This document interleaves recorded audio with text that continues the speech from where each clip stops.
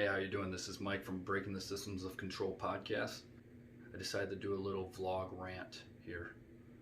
So, as many of you know who have been watching the podcast, I am a hardcore voluntarist and libertarian, and I'm very, very against people getting their life, liberty, and property stripped away from them. Also, some of you may know that I have a child with disabilities. I'm not going to go too deep into it, but it's a disability that doesn't necessarily mean that they're not going to have the brain capacity to be able to fend for themselves, make their own decisions, work a full-time job, have their own home or apartment, live on their own, take care of their finances, take care of their health, etc. And I'm part of some of these Facebook groups for parents who come together to support other parents kind of going through the same thing. Now, there was this post recently that many people were in favor of, and this was in general. It wasn't talking about exceptions. It was talking about claiming guardianship over that child before they turn 18, before they could even figure out whether or not this child is capable of fending for themselves and making their own decisions. This is disgusting. I think stripping away your own child's right to choose for themselves what they do with their own life is reprehensible. I don't think there's any excuse for this whatsoever.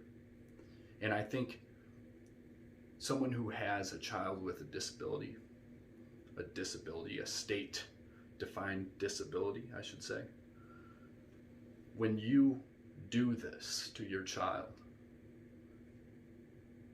you are admitting that they are incapable of making their own decisions by themselves. It's a slap in the face.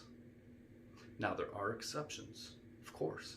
There are some individuals that may need full guardianship over their life. But I don't think we should ever make this a rule. And what's scary is that these parents were advocating for this as if it should be the rule, not the exception. And besides the fact, I already believe that we shouldn't have government intervention in our lives at all anyway. So this is just bringing the state into your life when they shouldn't be. And the only reason why anyone would ever have to do this is if their child didn't want their intervention. This way you could have a piece of paper, an order for them to be able to be forced to comply. So if your child needs your help, they should be able to do it voluntarily. Obviously, there are exceptions to this. I'm not saying there isn't. But for the most part, talk to your child. Why don't you see what your child thinks? Instead of, like these parents were doing, going behind their child's back before this child is 17 years old that I'm speaking of. And they are going to force their guardianship upon this child without knowledge that it's happening. And you might ask, well, how can they do that legally? Well, because this is a state-defined disability. State-defined. It's really not. It can be. I'm not going to go into it. I don't feel like sharing my personal information right now. I might share it with you in the future, but for right now, I'm just kind of infuriated with all this. I just wanted to share this. So if you're a parent that's considering this, please don't. If there are reasonable circumstances to it, if it's iffy, if it's up in the air, talk with your child. See what they think.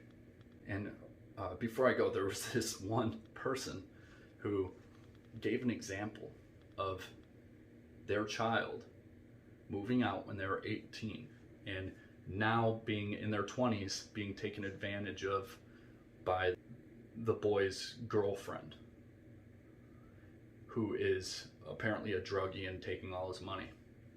I'm just saying this happens to people without this disability.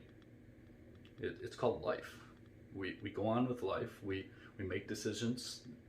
We learn from the bad ones, and we go on. Some people will never make good ones. That's just how it is. But to completely take away their ability to choose that for themselves, it's infuriating. It's honestly infuriating. I made a lot of bad decisions when I was 18 years old. Does that mean that I shouldn't have the right to be able to rule over my own life? I don't think so. And I'm going to leave it at that. So we'll catch you next time on the podcast. See you then.